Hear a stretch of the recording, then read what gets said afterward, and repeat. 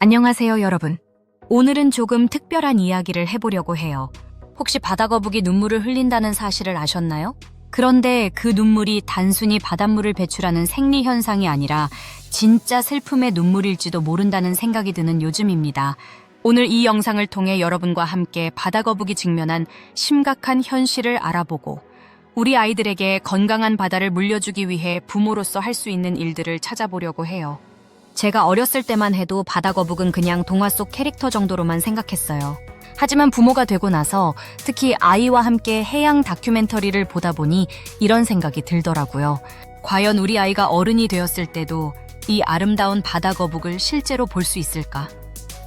지금 이 순간에도 어딘가 넓은 바다에서 한 마리의 바다거북이 수천 킬로미터를 헤엄치고 있을 거예요.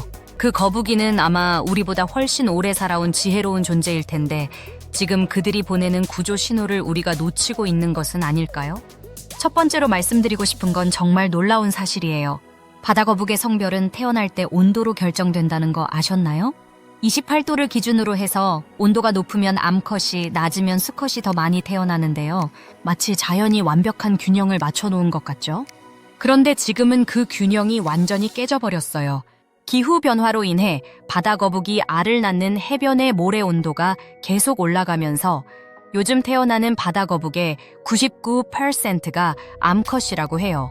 이게 우리 아이들한테는 어떤 의미일까요? 만약 이 상황이 계속된다면 우리 아이들이 20살, 30살이 되었을 때는 번식할 수 없는 바다거북들만 남게 될 수도 있다는 뜻이에요. 부모로서 이런 현실을 마주하니까 마음이 정말 무겁더라고요. 두 번째는 혼획이라는 문제예요. 이게 뭔지 아시나요?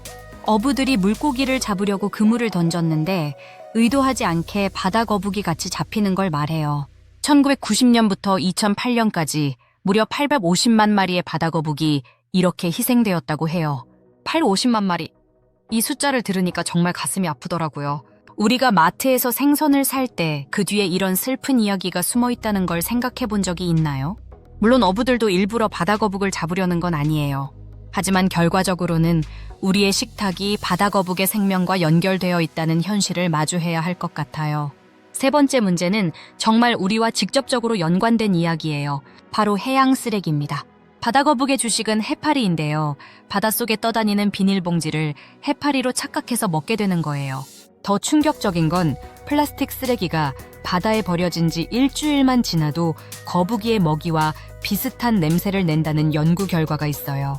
거북이 입장에서는 정말 구분하기 어려운 거죠.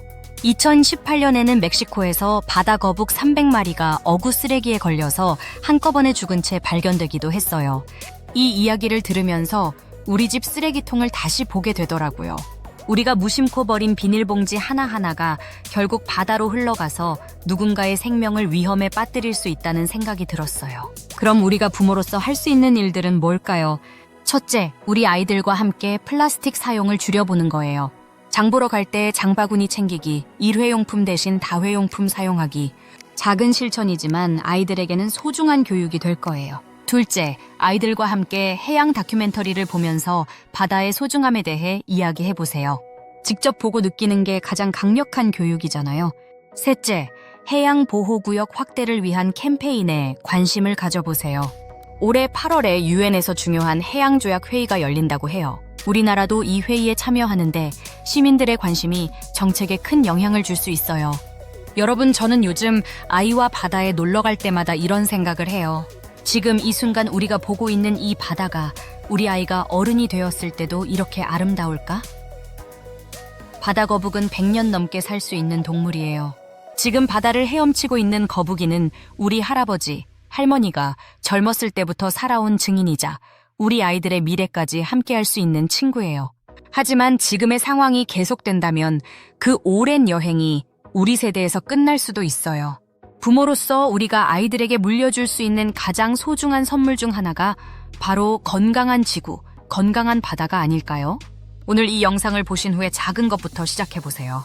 그린피스와 같은 환경단체의 해양보호 캠페인에 참여하거나 후원하는 것도 좋은 방법이에요. 바다의 30% 이상을 해양보호구역으로 지정하자는 목표, 우리 모두가 함께하면 충분히 달성할 수 있을 거예요. 댓글로 여러분만의 작은 실천 방법을 공유해주세요. 서로의 경험을 나누다 보면 더 큰 변화를 만들어갈 수 있을 거예요. 그리고 이 영상이 도움이 되었다면 구독과 좋아요, 그리고 주변 분들에게도 공유해주세요. 더 많은 분들이 함께할수록 바다 거북들에게도 우리 아이들에게도 더 밝은 미래를 선물할 수 있을 테니까요. 오늘도 시청해주셔서 감사하고 우리 모두 바다 거북과 함께 건강한 바다를 만들어가요.